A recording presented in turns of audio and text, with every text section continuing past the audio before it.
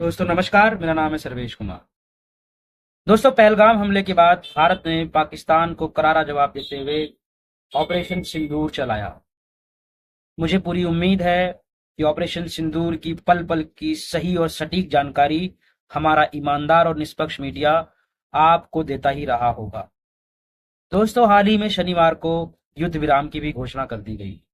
इस युद्ध विराम की घोषणा से पहले ही डोनाल्ड ट्रंप ने एक ट्वीट किया और उसमें जानकारी दी कि उन्होंने दोनों पक्षों के बीच में युद्ध विराम करा दिया है। समझने की बात यह है कि क्या ये युद्ध विराम डोनाल्ड ट्रंप की मध्यस्थता से हुआ है? क्या डोनाल्ड ट्रंप ने इसमें कोई दबाव डाला है? आखिर इस युद्ध विराम की शर्तें क्या हैं? किन शर्तों पर यह युद्ध विराम हुआ है?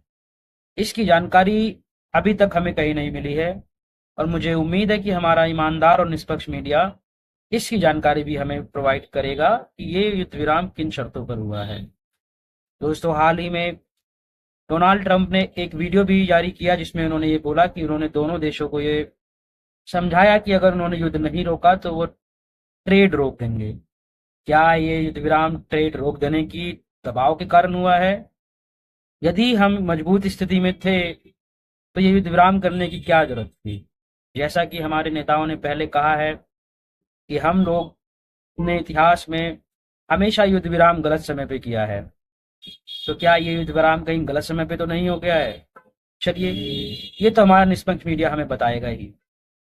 दोस्तों, इसके साथ ही मैं मोदी जी से अनुरोध भी करना चाहता हूँ कि जो मीडिया चैनलों पर बैठकर फेसबुक, इंस्टाग्राम और यूट्यूब के माध्यम से युद्ध युद्ध दिन रात चिल्लाते हैं, मैं मोदी जी से अनुरोध करूंगा कि इनको भी एक बार मौका दिया जाए युद्ध में जाने का। क्या पता ये अपने वाक कला से युद्ध के निर्णयों में कुछ बदलाव ला सकें, युद्ध की स्थिति में कुछ बदलाव ला सके और हो सकता है दो चार सैनिक ये भी मार दें। दोस्तों, इस युद्ध से रणनीतिक और राजनीतिक रूप से किस सरकार को कितना फायदा हुआ, ये तो पाकिस्तान और भारत की सरकारें दोनों ही इसके ऊपर मंथन कर रही होंगी। परंतु इस युद्ध से कुछ परिवारों को सिर्फ नुकसान हुआ है और मैं उन परिवारों के प्रति संवेदना व्यक्त करता हूं और जो शहीद हो गए जवान, उनके प्रति श्रद्धांजलि अर्पित करता हूं।